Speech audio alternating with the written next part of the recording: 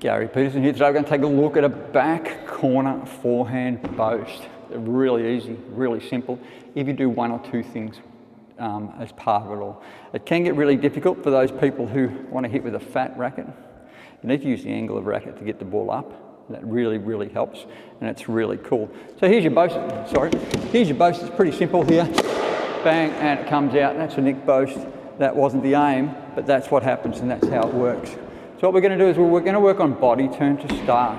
So we turn our body and we actually work through the ball, and we try not to throw. When I talk about throw, I'm trying not to throw the racket away.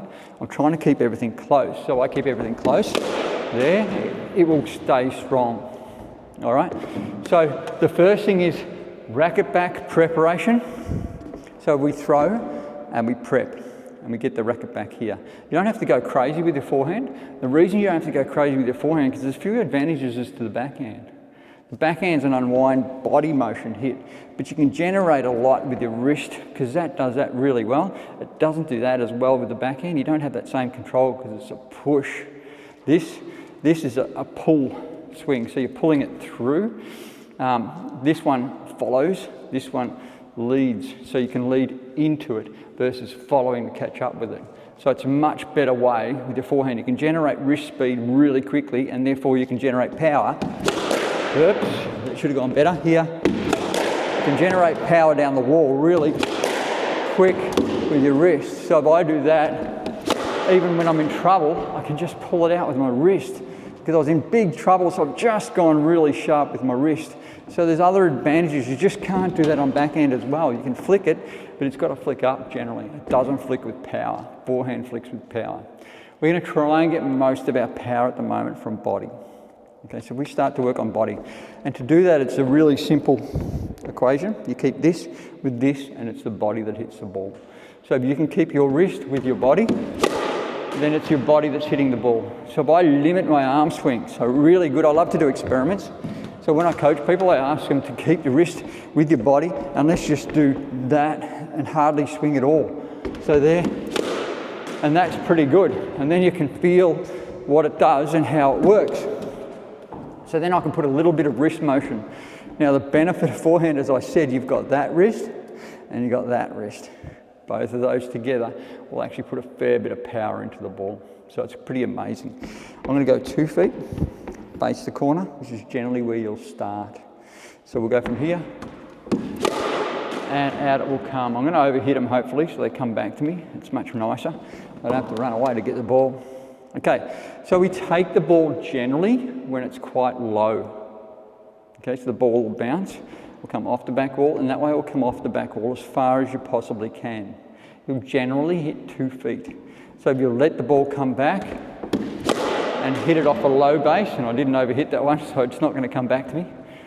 But if you hit it off a strong base and turn your body with a little bit of wrist speed through the ball and time that wrist speed to just prior to striking. So you don't do the wrist speed up here, you don't do the wrist speed back here, you come down here, body, body, body, body, body, body, body, body, wrist, and through. And then you'll get the power.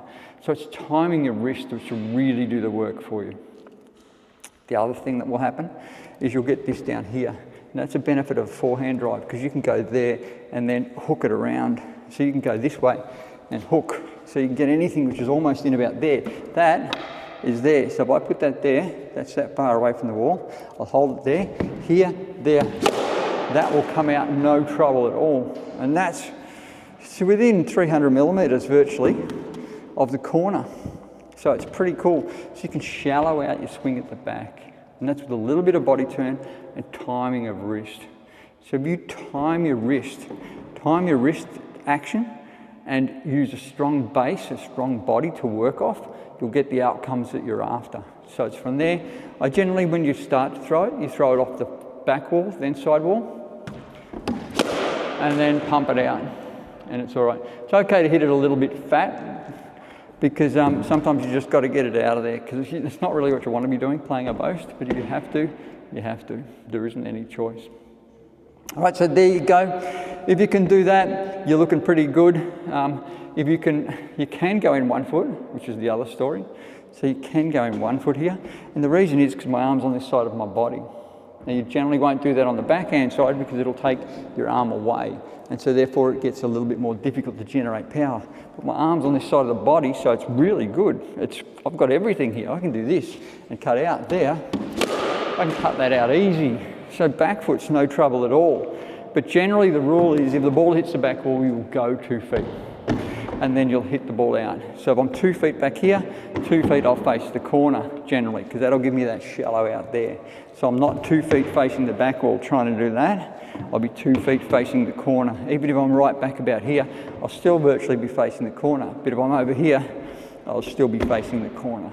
It's just the way it will work. You can't generally go, you can go that way and go there, but then you're starting to hit this. So you need that shallow here. So by facing that way, I'll get that shallow out. And here, I get the shallow out, and everything sort of gets really good.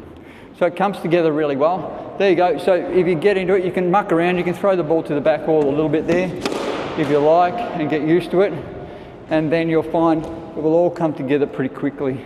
It's really, really quite simple. It's not difficult. The forehand boast, all you need to do, you just make sure that you use body turn. Keep your wrist with your body on early preparation. Get your body to get your wrist in the right spot. Activate your wrist through the ball. Finish up with a compact follow through. Keep the racket face open. If you need to get height, you just angle the racket back. That's the other thing I should have told you before. Angle the racket back. So if you need height, angle. And it will just pick it up naturally. I don't have to smash it into the side wall because I can just use the angle of racket to do that for me. And it works really well. So there you go. That is a general look at the forehand boast in this back corner. Keep your body turned, time your wrist, open the racket face. Don't overhit it. Use strong muscles and body engagement as well, and you'll find it'll all come together really well. Not a difficult shot at all. It really is quite simple, but you don't want to boast if you don't have to. You should be fixing the root cause and not having to boast. But if you have to boast, that's how you do it. There you go.